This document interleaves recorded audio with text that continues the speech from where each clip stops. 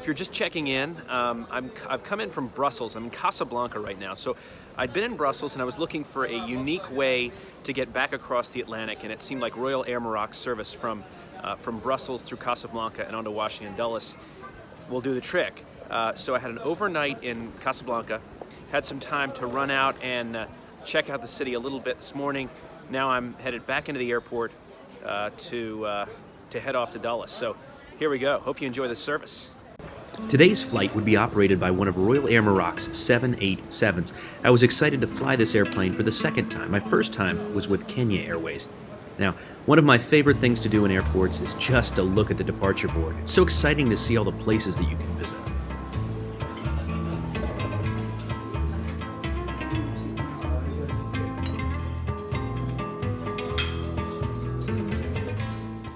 Here very early, so I'm currently sitting in the second lounge I visited today. I was able to get in the first one because I'm a business class passenger with Royal Air Maroc. That was their lounge. Now I'm in, I think it's called Pearl or something like that, which I was able to get into with my priority pass, which I got as a result of having a Chase Sapphire reserve card. So anyway, it's nice to have access to both, but just killing time before I board in about 2 hours. I'd heard security can be tough here, but it wasn't. So I got here earlier than I should have. Oh well, there's some plane spotting out there, so I'm gonna head up and check that out.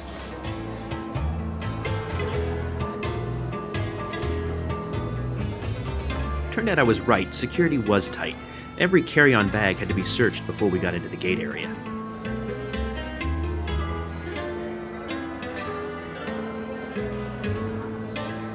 And after that search, we were sent down the jet bridge to board the airplane. There was only one problem. When we got to the end of the jet bridge, there was no airplane.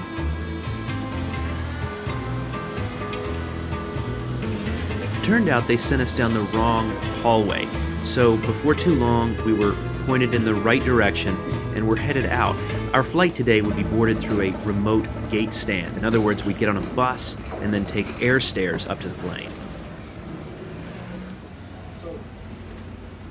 Call me crazy, but I didn't mind this one bit. You see, it meant we had great views of the airplanes from below as we rode out to our remote stand, like this shot of a really beautiful Turkish Airlines 777.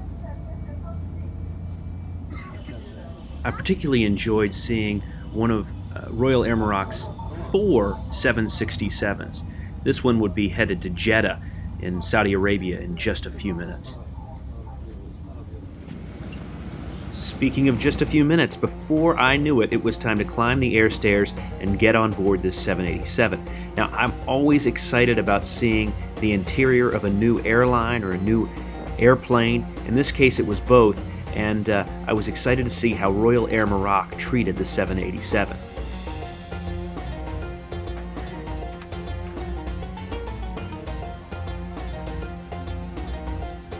Unfortunately, I was a little bit disappointed.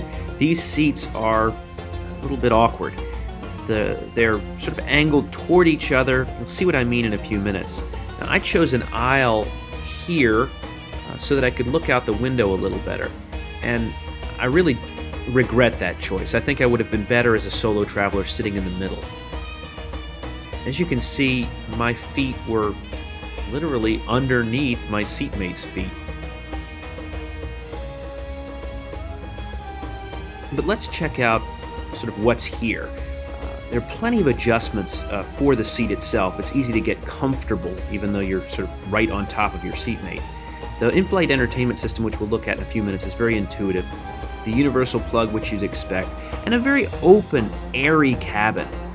I think that's one of the nice things about at least the 2 787s I've been on. They've both felt very open.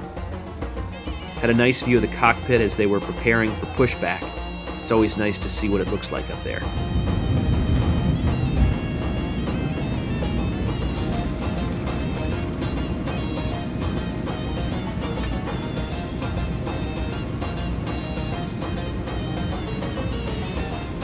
Royal Air Maroc's in-flight entertainment was very intuitive and smooth. The selection's not that great though, and the headphones they provided, I really just didn't care for them. Now, the food was very good. This appetizer of salmon and other canapes was very nice, and the prawns and salad to begin the meal, also very delicious. The chicken I ordered was a little bit salty, but I really didn't mind. I found it to be very delicious. I think one of my favorite aspects of the Royal Air Maroc service is the cheese cart. So literally what they do is roll out a cart of cheese and allow you to select what you want. They then cut for you that cheese. It's really cool.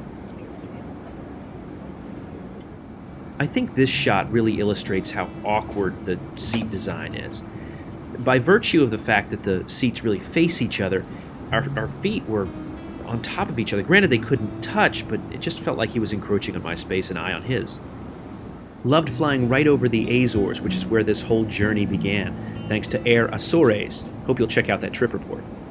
Now, the cabin is laid out in a 2-2-2 seating format. I really, as a solo traveler, wish I'd booked one of the two middle seats. I would have missed out on the window, but it would have just been that much more comfortable. That sun shined in my face for about an hour, but then it went away because we landed. Hey guys, how about that flight from Brussels to Casablanca and then on to Washington Dulles? I really enjoyed my time with Royal Air Maroc. It was an interesting experience. That seat left a lot to be desired, I've got to be honest with you. And there wasn't much coverage, I'm afraid, of the landing for two reasons. First of all, it was dark, and second of all, I think my seatmate was kind of tired of me recording right over him, and understandably. You see, those seats are really close together.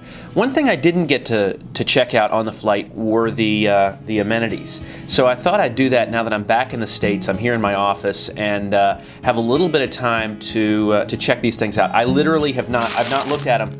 The plastic is still on the thing. So first of all,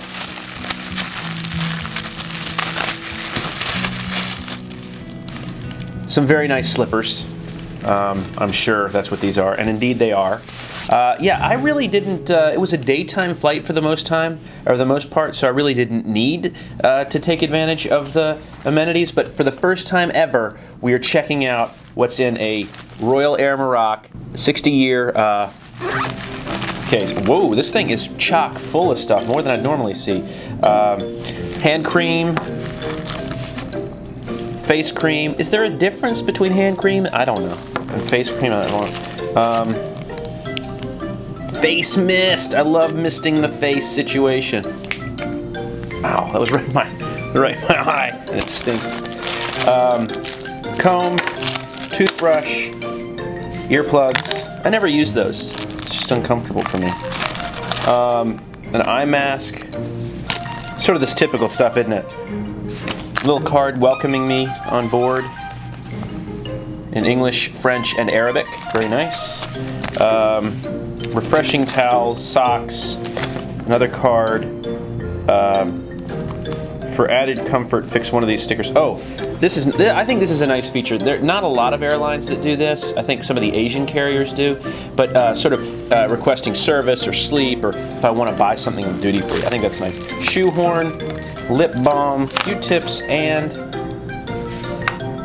mouthwash. Now, I don't really use the amenities on the plane, but I love these. I love these bags. Got to own it. I mean, I think they're great for holding onto electronics or whatever. So, anyway, Royal Air Maroc. I'm a fan. I love the Dreamliner. Got to admit, not as much as the A350, but I love the Dreamliner. The seat, a little bit awkward, given that I didn't know my seatmate. If you're traveling with somebody you know, I don't think it's a problem. But when he wanted to get out, I had no choice but to get up. So if I was asleep, on a nighttime flight, it would have been a little bit more challenging. But look, I don't care what I'm doing. If I'm in the air, I'm having a good time. So thank you, Royal Air Maroc. That was a really cool long-haul flight. And let's not forget that 737. That was a neat flight from Brussels to Casablanca. That was a cool little flight with great service. A really wonderful cabin crew. Just all around, I really enjoyed my time with Royal Air Maroc, or RAM as they're sometimes called. But look, thanks for watching. I really appreciate it. Please click that thumbs up button if you liked the video. If you didn't, click the thumbs down button twice. I'm only kidding. Do leave a comment, and more than anything, I hope you'll click that subscribe button if you haven't. I'm having an absolute blast making these videos, and I really want you to come along with me. I've got some new ideas for some fresh stuff coming down the pike, and in the meantime, see you in the sky.